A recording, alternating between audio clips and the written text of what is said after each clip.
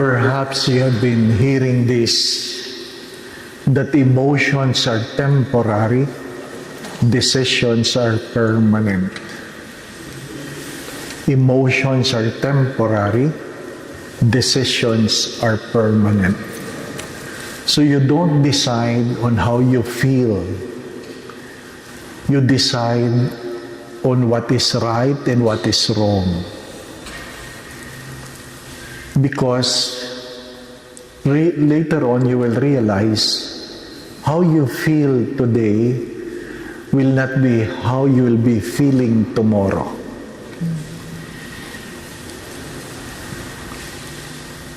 The late Father Ben Carlos, my spiritual director, have reminded me of this,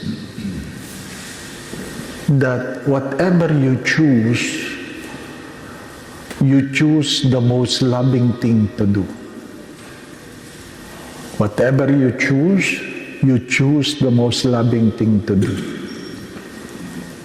And it contradicts with the saying, emotions are temporary, decisions are permanent. Why he was saying that? Because during our seminary formation, he noticed that I was so stern in terms of my decision. Sabi nga ni Bishop Milo, na dati kong rector noon, sabi niya, ang problema mo, Dave, masyado kang black and white. Masyado kang black and white. It's one way of saying you're too rigid with the law. But my dear friends, my brothers and sisters, sometimes it is easier to decide on what is right and wrong. Pag malinaw yung tama, tama. There is no right time to do what is wrong. And there is no wrong time to do what is right. Saint John of the Cross, who is the spiritual director of Teresa of Avila, that I always quote, that in the twilight of your life, when you bend your knees before God, God will never ask the question how much money you have, where you have been, what titles you have gained, but how much love you have given. Sa Tagalog, mas maganda yon. Sa takip silim ng iyong buhay, sa iyong pagluhod sa harapan ng Diyos, hindi naman itatanong sa iyo ng Diyos magkano ang iyong naiipon. Saan ka nakarating? Ano ang iyong naabot? Isa lang ang tanong. Gaano kalaking pag-ibig ang iyong pinagkaloob? Nagmahal ka ba? Ano po? Nagmahal ka ba? In the gospel of today, we are reminded to love one another. But oftentimes we forget the next sentence. In the way I love you. Love one another in the way God loves you. Not how you feel, but how you have experienced the love of God. Maiksi lang ang buhay. Kaya nga, sabi nila, people will forget what you have done to them, what you have said, but they will never forget how you made them feel. They will never forget how you made them feel. 28 years na akong pari. At may mga pari na naging mga estudyante ko, ang naalala lang nila yung sila ay napagalitan. Pero hindi nila maalala kung bakit sila napagalitan. Yun ang problema. Hindi po ba, ano? Ang naalala lang nila, sila'y napagalitan. Pero hindi nila tinatanong sa sarili nila, bakit sila pinagalitan? Yan ang malaking problema. Sabi nung isang pari, inimbitahan ako no binamas sa parokya niya. Ang kanyang introduction, siya ang nagbagsak sa akin. Na hindi ko maalala na binagsak ko siya. Ano po? Pero, hindi niya naalala kung bakit siya bumagsak. Nakukuha po ninyo. Minsan, naalala lang natin na tayo'y nasaktan. Pero hindi natin naalala kung bakit tayo nasaktan. Sapagkat pagkaminsan, pag itinatama tayo ng Diyos, o itinatama tayo sa ating mga pagkakamali, talagang nasasaktan naman tayo. If we are being corrected, and because our ego is being hurt, we feel bad. We feel bad. Kaya nga palagi ko sinasabi, hindi mahalaga kung anong iyong naramdaman. Ang mahalaga, ano ang iyong natutunan. What have you learned? Mahirap yung puro feelings. Di po ba, anak? Mahirap yung puro feelings. Teresa of Avila is so strict to her sisters, to the nuns. And two popular sayings that has been reverberating through the years. Number one, let nothing disturb you. And second, God suffices. Let nothing disturb you. Let not even how you feel disturb you. Because we all know this. If you are depressed, you are living in your past. But if you are anxious, you are living in your future. Remember that. If you are depressed, you are living in your past. Takot na takot ka. Kasi, ang naalaala mo lang ang iyong kahapon. Pero kung ikaw naman ay alalang-alala sa mga bagay na hindi pa nangyayari, ang inaalala mo kung anong mangyayari bukas. Ni hindi mo nga alam kung makakarating ka bukas. Tipo ba? Ano? Wala naman. Kaya nga i-enjoy mo ngayon. I-enjoy mo ngayon. I remember again when I was so anxious that I will be put in the seminary. Sinabi ko sa aking spiritual director, sabi ko, alam mo, Father Ben, pag nilagay mo talaga ako sa seminary, mamamatay ako. I'm honest on how I feel. Pag nilagay mo ako sa seminaryo, mamamatay ako. Simple lang ang sagot ng matanda. Huwag kang mag-alala. Ipalilibing kita. Oo nga naman, ano? Ano nga bang inaalala mo? True enough.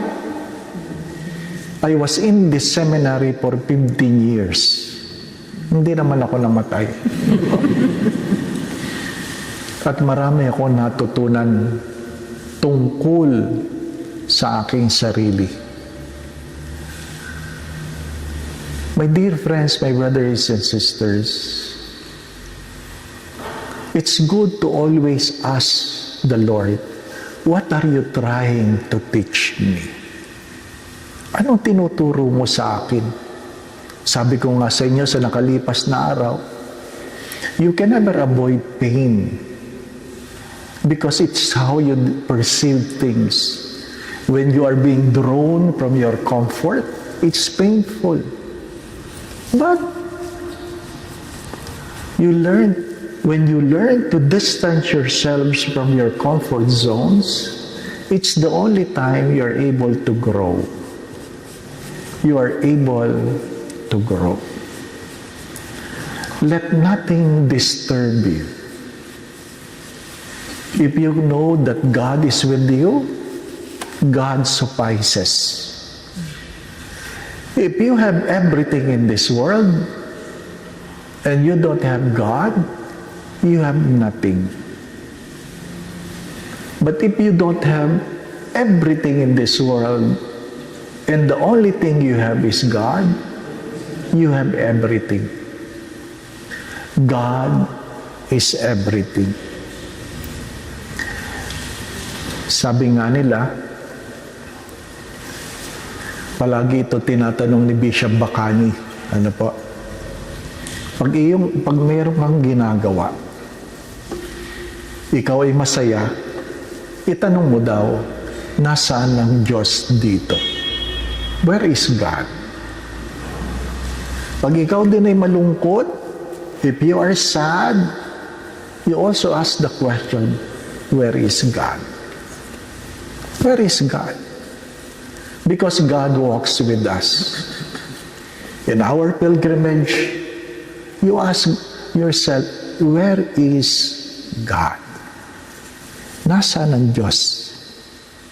Pag naiinis ka, nasaan ang Diyos?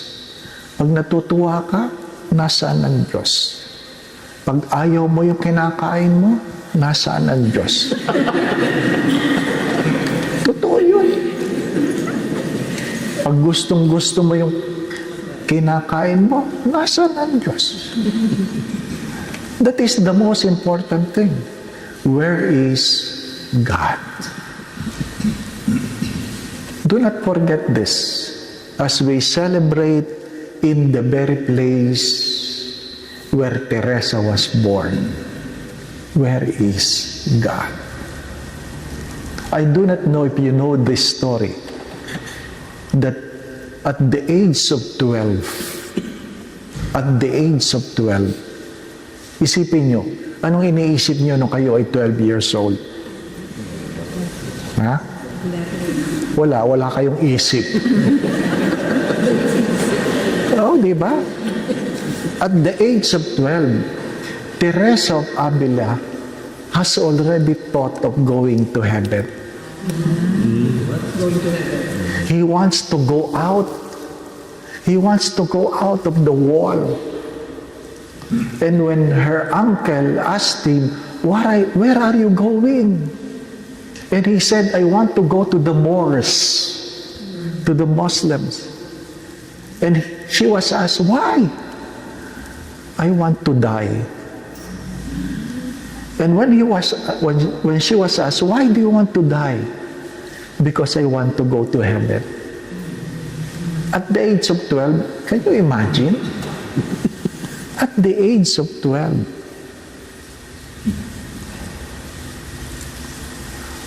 Yung iba nga sa atin, mamamatay na eh. Wala pa rin ang Diyos, hindi po ba? Ano? At the age of 12, ang laman ng isip ko, holen lang, holen. At saka lastiko. Yun lang ang laman ng isip ko. There are people early in life understood that what is really important is God. So, as we continue with our pilgrimage, learn to ask the question, where is God? Nasaan ang Diyos dito?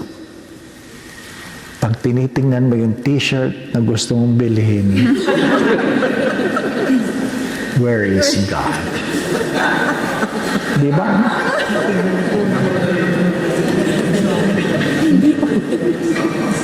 Ask the question. You might bring home a lot of things, but fail to bring home God. Amen. Going back to what I've said, if you have God, God suffices. If you have God, nothing will disturb you. Someone said, I'd rather be crying with God than live in laughter without God. Hindi bali nang lumuluha ako na kasama ang Diyos, kaysa tumatawa ako na wala ang Diyos. Where is God? You ask the question, where is God? But yesterday and today, as I've said, happiness is a choice, joy is a gift. If we're able to love one another as Christ loves us, then the joy of God will be with us, and our joy will be made complete. The Lord be with you. And may Almighty God bless you and your family, the Father, the Son, and the Holy Spirit. The Mass has been offered. We go in peace to love and serve the Lord. Today, the memorial of Saint Isidore, San Isidro Labrador, the patron of our parish where I spent my younger days.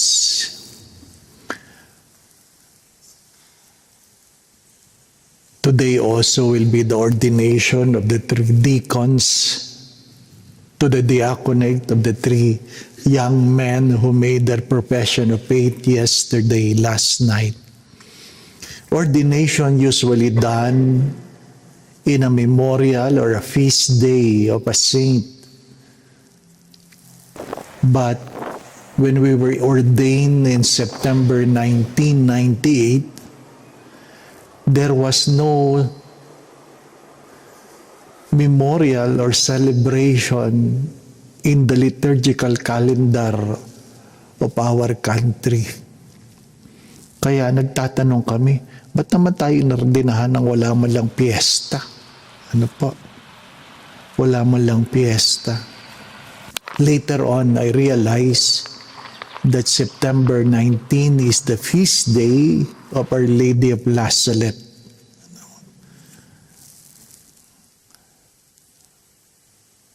If you have listened carefully to the gospel, you have to understand that to grieve, to mourn, to be sad is part of life. But someday, you will be able to understand and you will not ask question anymore.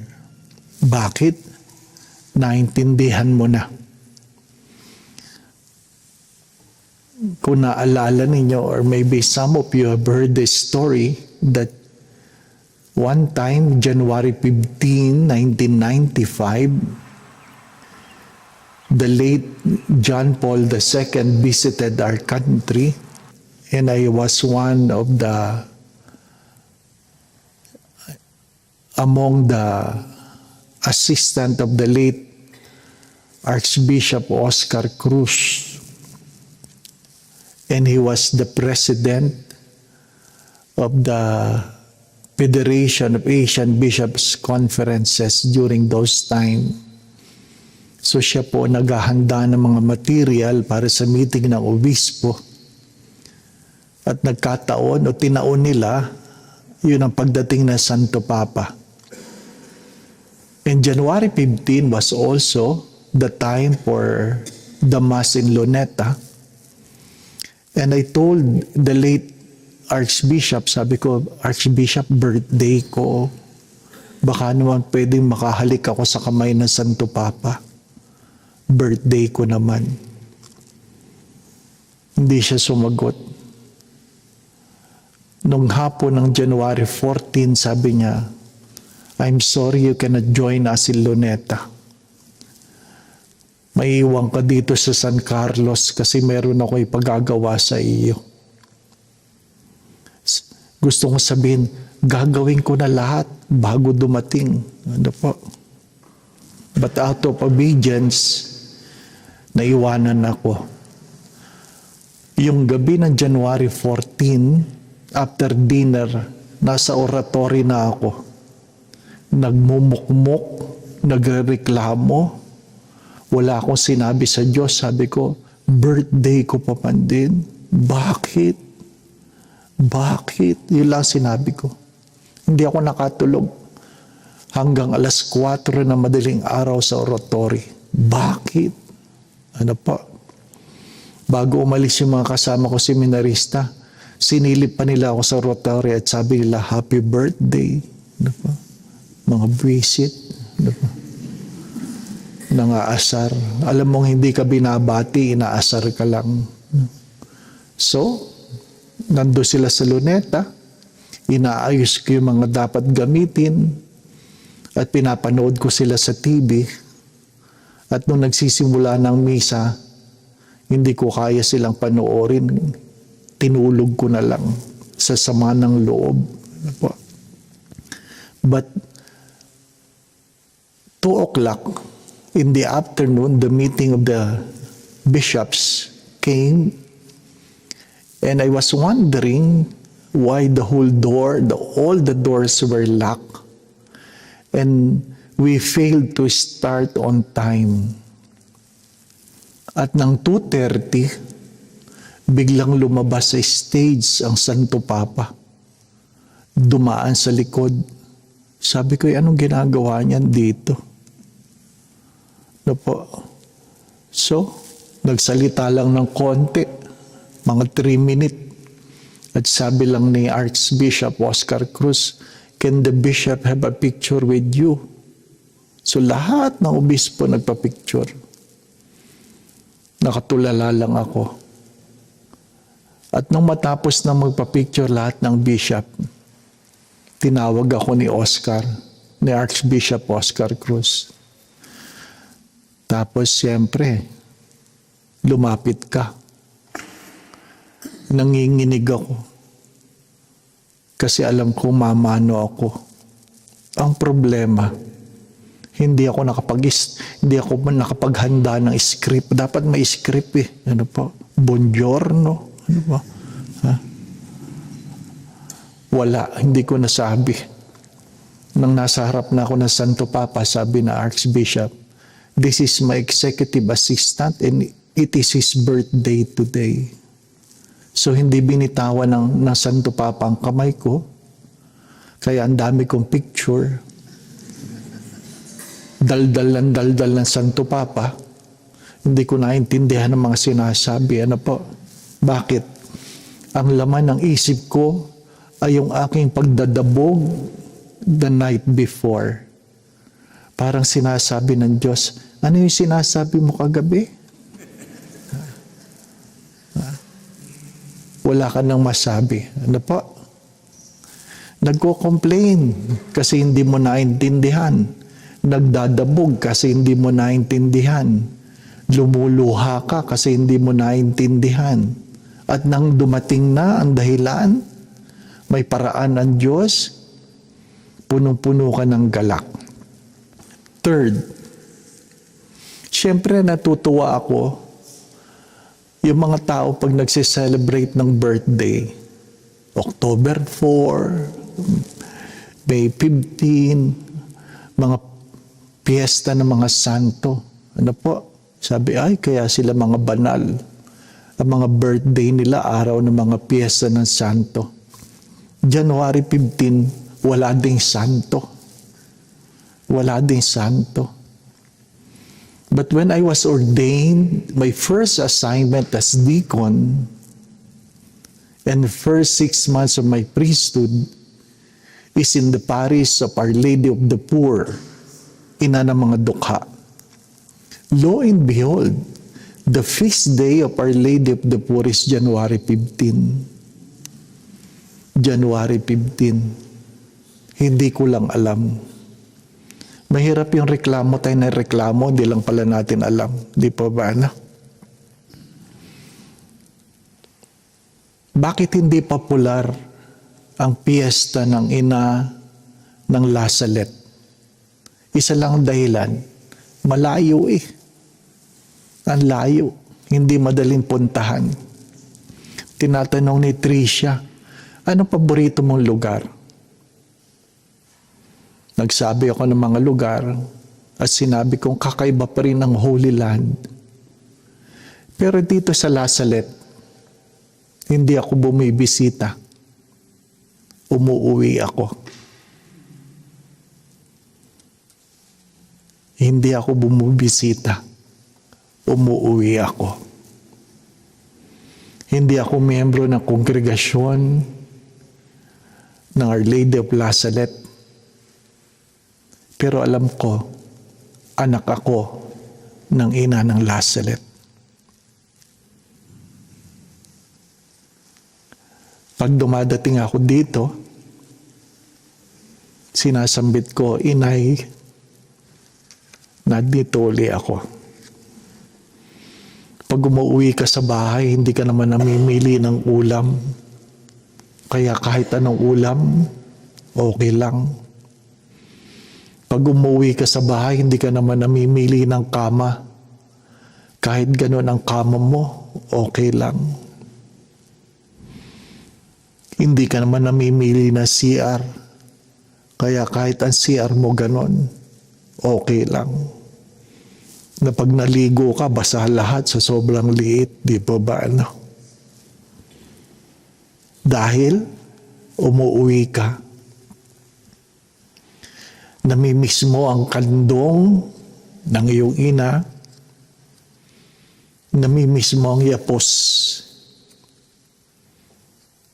Umuwi ako dito sa La Salette. Hindi ako nagpipilgrimage dito. Nagpapakalong, nagpapayapos. Pinupunasan ng luha. Inaalis ang pagod. Sinusumiti ang mga maraming pagtatanong na tanging ina lamang ang nakakaintindi. Only a mother can understand. Hindi ako bumibisita. Umuwi. Salamat sa pagsama niyo sa aking pag-uwi dito. Kaya paminsan-minsan, kahit summer, naglalambing ang ina. Nagpapay-snow. Di po ba, no? Ganyan talaga ang nanay. Pag umuwi ka, naglalambing. Kahit ordinaryong tsamporado, sumasarap. My dear friends, my brothers and sisters, there are things you will not understand. There are things you have not understand. There are reasons for your mourning and grieving and sadness, frustrations. Someday you will be able to understand it. Someday. And Our Lady, our Mother, if she cannot explain it to you, still, she can cuddle you and I will embrace you.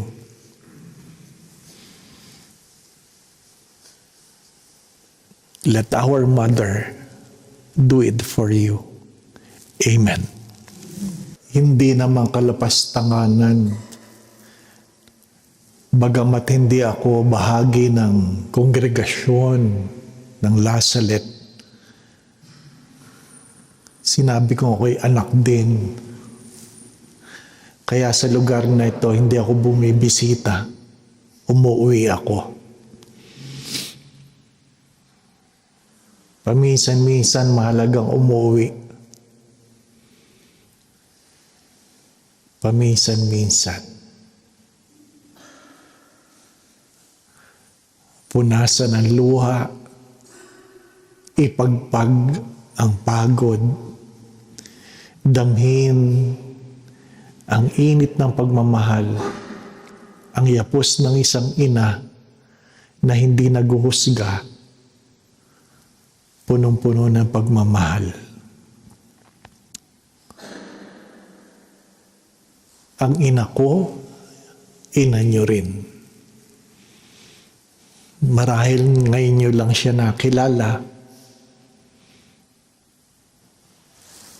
Ang ating mga pagluha ay pagluha niya. The Lord be with you. Bow your heads and pray for God's blessing. Inay, idulog mo po itong iyong mga anak. Kilala mo ang bawat isa. Alam mo ang kailang mga pinagdaanan at pinagdadaanan ngayon sa buhay. Alam mo ang kailang mga panalangin, mga pagkatakot, pangungulila. Alam mo, Panginoon, ang kailang mga pagdulog hindi lang para sa kailang mga sarili, kundi para sa kailang mga mahal sa buhay. Ang mga kahinaan na dinulot ng kabiguan, pagkakamali o pagkukulang ng sinuman, panibaguhin mo sila. Yapusin mo sila tulad ng pagyapos mo sa akin. Kalungin mo sila sa panahon ng mga panghihina. Naway maramdaman nila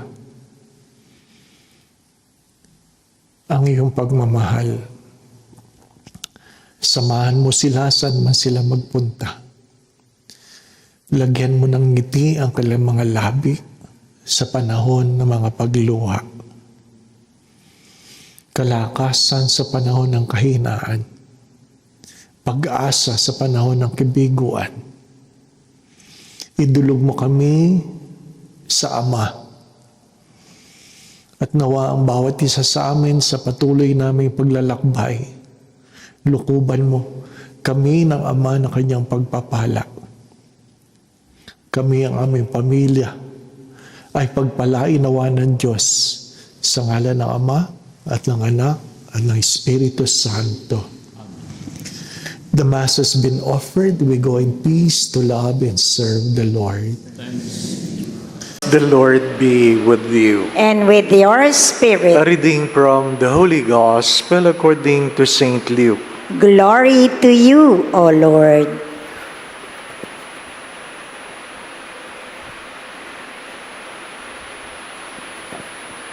Jesus said to his disciples, "Be merciful, just as your Father is merciful. Stop judging, and you will not be judged. Stop condemning, and you will not be condemned. Forgive, and you will be forgiven. Give gifts. Give, and gifts will be given to you. A good measure, packed together, shaken down, and overflowing, will be poured into your lap.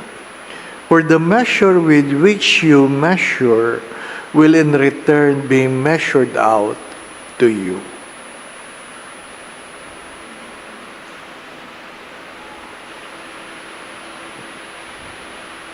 Brothers and sisters, the Gospel of the Lord. Praise to you, Lord Jesus Christ.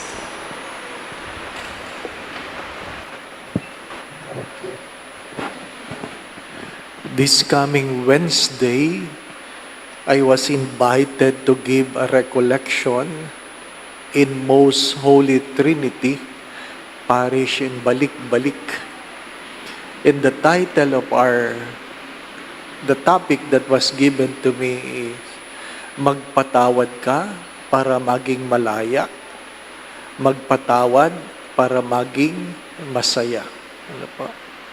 The importance of forgiveness. First, the first reading reminds us of what? We are not evil. Take note of that. We are not evil.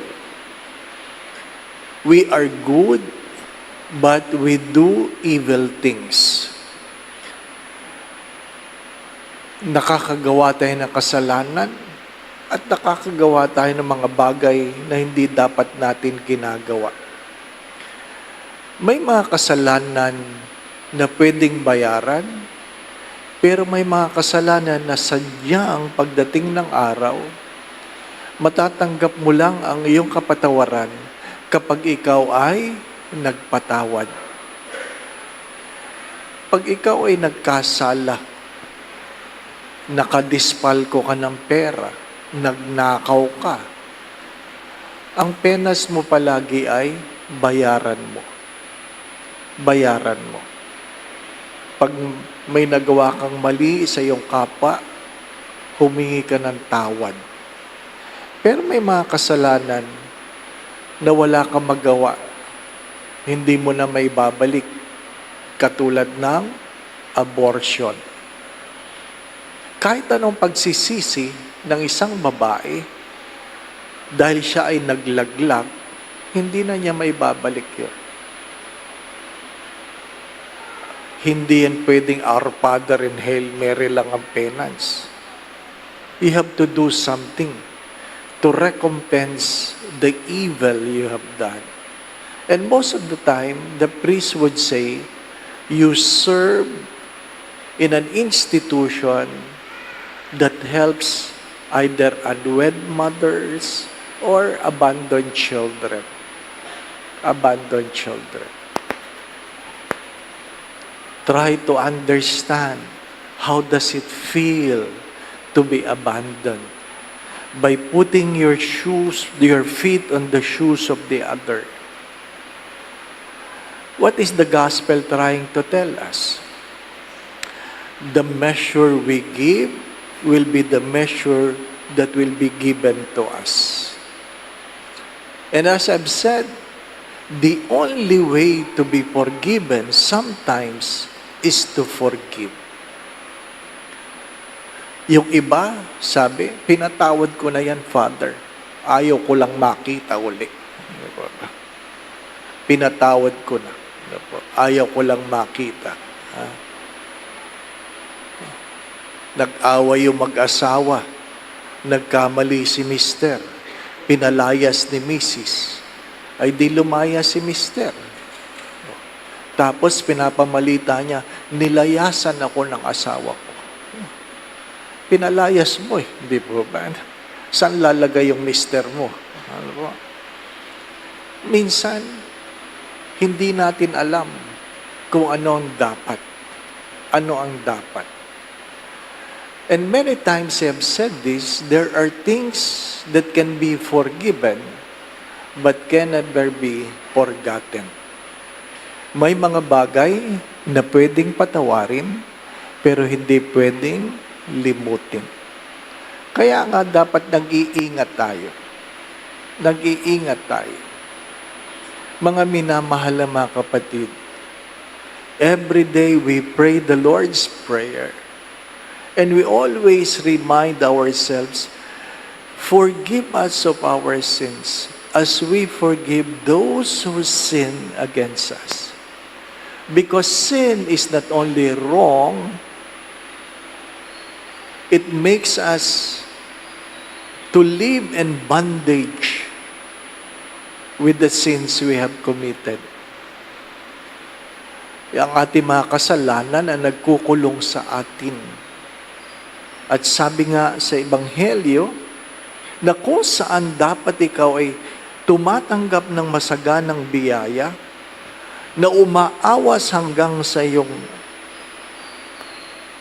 paanan, hindi mo magawa. Bakit? Hindi mo kaya magpatawad. Pero Father, nasasaktan pa rin ako. It doesn't mean if you forgive, the feeling will go away. Sometimes we tend to believe it, we forgive, everything will be clear. Hindi. Pag ikaw ay may sugat, nilagyan ng gamot, hindi naman automatic, hindi mo na mararamdaman yung sugat. Mararamdaman mo pa rin. Because healing takes time. Healing takes time. Why did God allow the nail marks to stay in his hands? Why did God allow the nail marks to stay in his hands? To constantly remind us that sins do wounds and sometimes they stay. Na ang kasalanan ay nagdudulot ng sugat at minsan nananatili. Nananatili. Ano pa? Kaya nga, hindi natin may iwasan na tayo'y masaktan. Ang tinatanong na lang natin ay, ano ang aking natutunan? There are things you can never avoid, but there is always something we can learn from it. May mga bagay na hindi pwedeng iwasan, pero palaging merong natututunan. Unless we learn, then it will be difficult for us to forgive. And this is the grace we would like to ask in the Eucharistic celebration. Because it's either you forgive and the feeling will go, or you allow the feeling to go until you forgive. Which comes first, I do not know. I do not know. But as I always say this, we never decide on how we feel. Because feelings are temporary, decisions are permanent. Amen. It's either the feeling will go away before you forgive, or you forgive first before the feeling goes away. Regardless, forgive. Forgive because that's the only way to be forgiven. You have to understand this, that sometimes the sin we commit is how we look at other people. Sometimes the sin we commit makes us other people according to our sins. Pag nagnakaw ka, feeling mo, yung ibang tao magnanakaw na rin. Pag nanloko ka, feeling mo, yung ibang tao manluloko rin. Pag mandaraya ka, feeling mo, ang ibang tao mandaraya rin. That's what sin can do to us. Forgive so that you can be free. Forgive so that you can be happy. The Lord be with you.